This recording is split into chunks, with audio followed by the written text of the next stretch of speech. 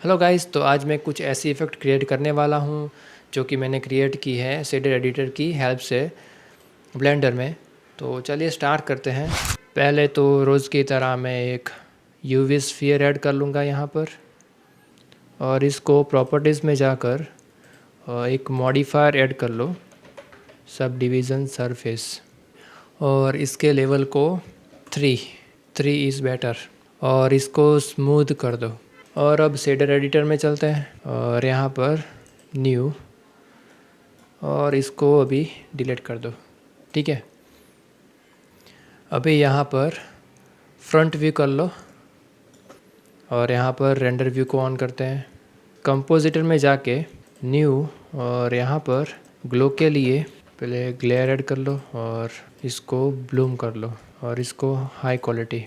ठीक है, अभी मैं शेडर एडिटर में कोई भी नोड ऐड करूँगा, जैसे कि वेव टेक्सचर ऐड करते हैं, और इसको कलर को सरफेस में कनेक्ट कर लो। मैं जब इमिशन ऐड करूँगा तब ग्लो दिखेगा, और इसको ऑलवेज़ कर दो।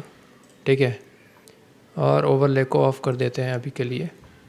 नाउ अभी यहाँ पर पहले एक कलर रैंप ऐड कर लो। ठीक है, और इसके कलर को समथिंग अराउंड ब्लू रखते हैं, और इसको थोड़ा मूव कर लो, और एक कलर स्टॉप और भी ऐड कर लो, और इसके कलर को इसको थोड़ा ब्राइट करते हैं, ऑरेंज रखते हैं, और इसको यहाँ पर। ठीक है, इसको थोड़ा क्लोज रखते हैं यहाँ पर, और इसको यहाँ पर ब्लू को थोड़ा क्लोज रखते हैं।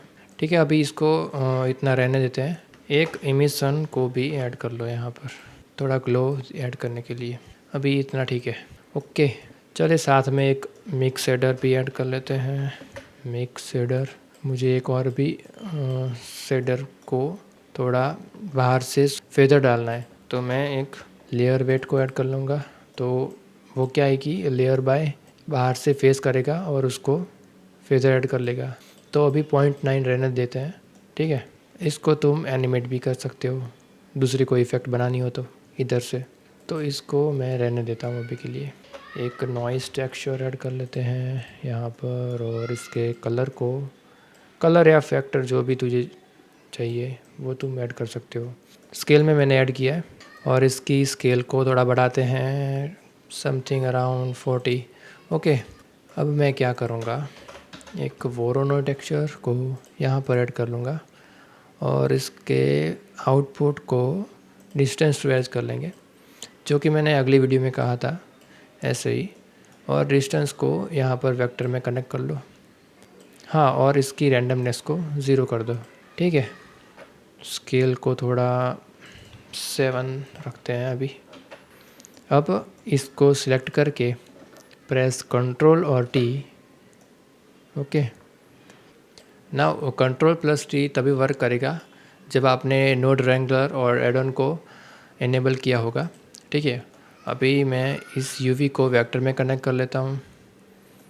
तो अब यूवी के अकॉर्डिंग हमारा मटेरियल लग चुका है यहाँ पर, और मैं यहाँ पर एक्स के स्केल को 2 कर देते हैं, थोड़ा बढ़ा देते हैं हॉरिजॉन्टली।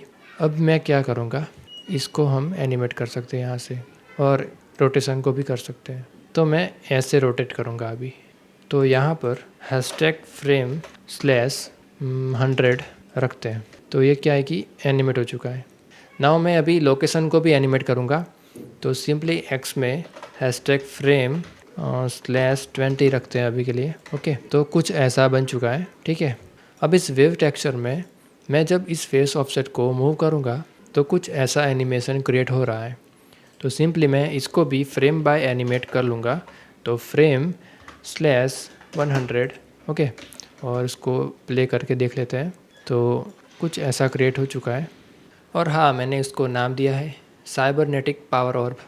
अब थोड़ा इधर कलर में छेड़छाड़ करेंगे। पहले तो थोड़ा ग्लो बढ़ा देते हैं, समथिंग 40।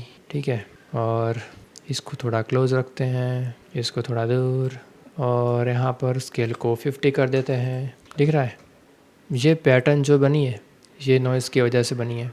ओके, तो आज के लिए गाइस इतना ही। मिलते हैं कल कुछ नई इफ़ेक्ट के साथ। Till then bye.